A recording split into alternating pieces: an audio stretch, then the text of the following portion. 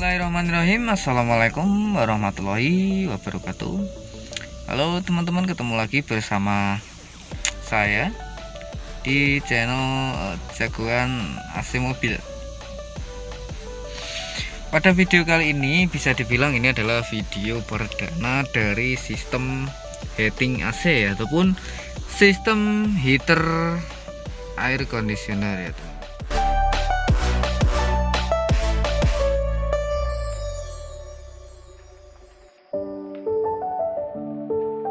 Ini adalah video pertama dan lebih ke pemahaman ya teman-teman. Jadi untuk apa sih AC itu, dan jangan disalahartikan dulu kalau AC itu pada prinsipnya adalah hanya dingin. Jadi untuk AC itu sebenarnya dia air conditioner itu adalah sistem yang bisa mengatur udara sesuai kebutuhan dari tubuh kita teman-teman, atau dari kitanya sendiri. Nah jadi dia bisa dingin, bisa dingin sekali, bisa tidak dingin, bisa hangat, dan bisa agak panas. Untuk apa panas? Sedangkan kita kan udara di luar itu sudah panas.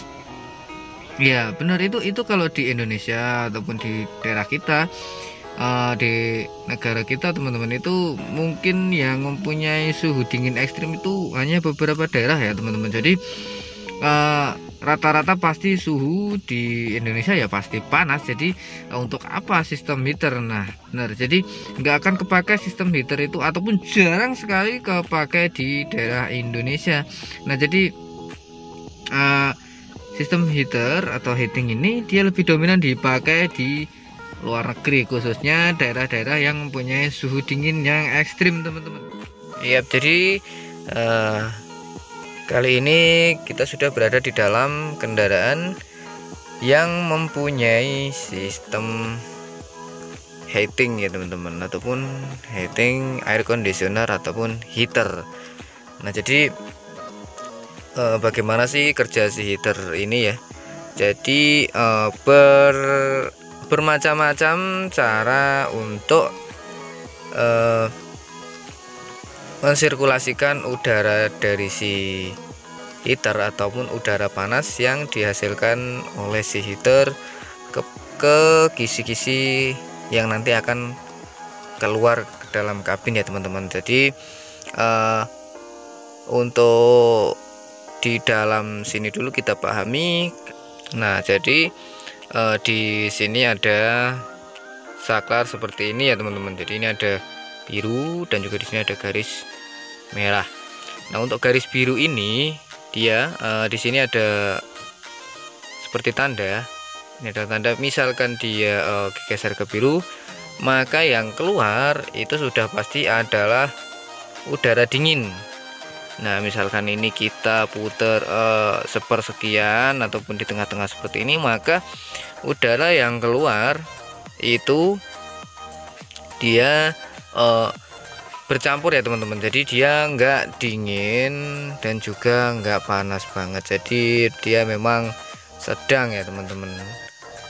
Kalau misalkan ini kita pentok ke kanan, berarti ini nanti yang keluar itu harusnya adalah udara yang benar-benar hangat panas ya teman-teman. Jadi udara dingin itu benar-benar nggak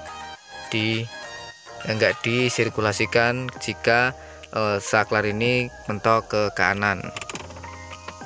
Nah jadi kalau misalkan untuk model seperti ini, jika kita memang hanya perlu angin, kita bisa matikan untuk si tombol AC nya ini. Nah jadi walaupun dia kita putar seperti ini, kalau ini masih aktif, berarti kompresor di depan atau kompresor AC itu masih bekerja, masih normal. Cuma mungkin dia bekerjanya akan lebih cepat karena memang tidak ada angin yang menghembus dari jalur evaporator AC-nya. Nah angin itu tadi diatur mengembus melalui heater. Nanti heater kan panas, nah dikeluarkanlah angin panas melalui kisi-kisi AC ini.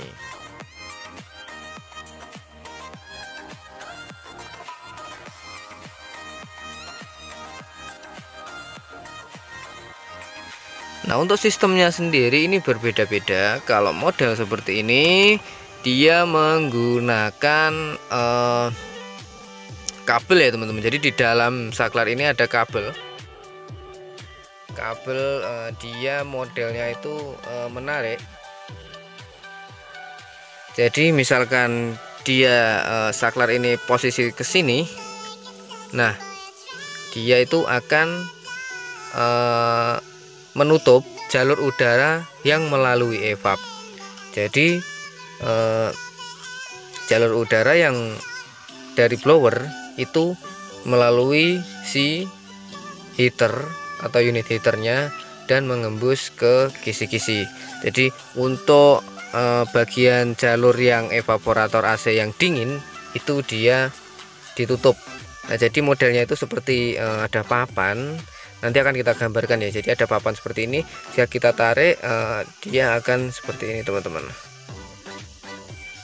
Nah, jadi modelnya itu seperti papan. Nah, bagaimana sih dia bisa panas? Nah, jadi langsung aja kita akan ke depan dan kita akan melihat bagaimana sih dia bisa panas. Nah, jadi kita sudah di depan dan kita bisa lihat ya, di sini ada kompresor AC dan kondensor juga di depan. Dan yang saya maksud tadi dari heater adalah ini teman-teman. Nah, jadi ini adalah selang in heater dan ini selang keluar heater. Nah, untuk apa selang ini? Ini isinya adalah coolant dari mesin teman-teman ya. Jadi coolant dari mesin itu panas, dia panas dilewatkan melalui si heater. Jadi bentuknya seperti apa sih heater itu? Sebenarnya bentuknya dia sama ataupun hampir mirip dengan evaporator, cuma dia isinya air. Kalau evaporator dia kan isinya refrigeran atau freon. Nah, kalau si heater ini dia isinya nanti adalah coolant.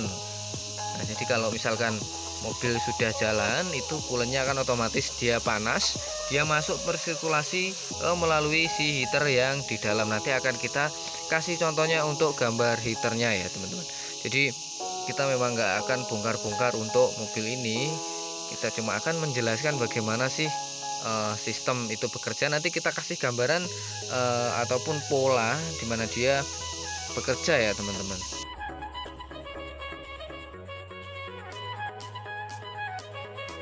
Jadi untuk si selang itu dia mengarah dari panasnya coolant. Nah, itu dia masuk ke heater, lalu dia keluar lagi. Di sini ada selang dan ini masuk ke dalam mesin lagi. Nah, jadi seperti itu. Jadi dia itu ibaratnya seperti radiator, cuma kalau radiator itu fungsinya dia untuk mendinginkan mesin ya teman-teman. Jadi untuk mendinginkan air, untuk mendinginkan mesin. Nah, ini dia dilewati air karena memang untuk sistem pemanas udara.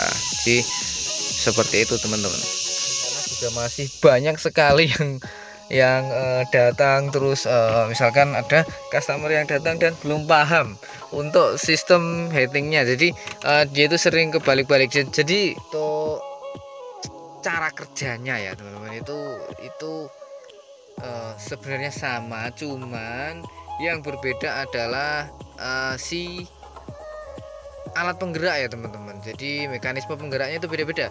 Ada yang menggunakan motor servo yang seperti pada unit mobil seperti Toyota Alphard, seperti Toyota Camry, ada seperti Corolla Altis, dan juga ada seperti Innova Reborn yang tipe V atau Venturer. Nah, itu sudah menggunakan yang seperti itu. Kalau misalkan yang menggunakan kabel atau tarikan seperti ini ada ya. Misalkan kita ambil contoh Honda Jazz itu yang menggunakan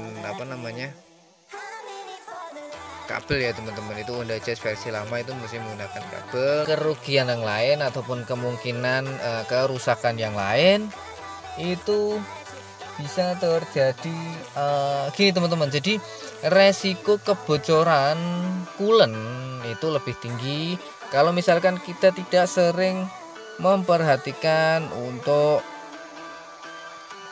selang-selang pada heaternya ya. Jadi dia selangnya karena kecil juga dia mudah sekali bocor kalau misalkan sudah berumur seperti itu. Nah, misalkan yang itu aman, ada poin ketiga lagi kalau misalkan AC yang pakai heater seperti ini, kalau misalkan AC-nya kurang dingin atau unit AC coolnya itu kurang dingin, ataupun mungkin bisa dikatakan freon berkurang atau motor fan yang sudah lembek, nah itu nanti akan di kabin itu akan benar-benar terasa panas karena pengaruh si heater tadi teman-teman, seperti itu. Jadi kalau misalkan tidak ada heaternya ya aman, jadi ada plus minus sendiri, ada kelebihan dan kekurangan sendiri. Nah, untuk kelebihannya apa sih? Kalau kelebihannya ya pastinya ya, kalau misalkan di luar negeri ataupun kita sedang mendapati suhu yang sangat ekstrim dingin, nah itu bisa menggunakan heater. Jadi kita itu bebas dari embun teman-teman, dan juga kita itu untuk suhu yang kita dapatkan itu bisa sesuai dengan keinginan kita. Nggak mungkin kan kalau misalkan kita suhu dingin itu malah kita harus pakai yang dingin lagi, itu benar-benar nggak mungkin.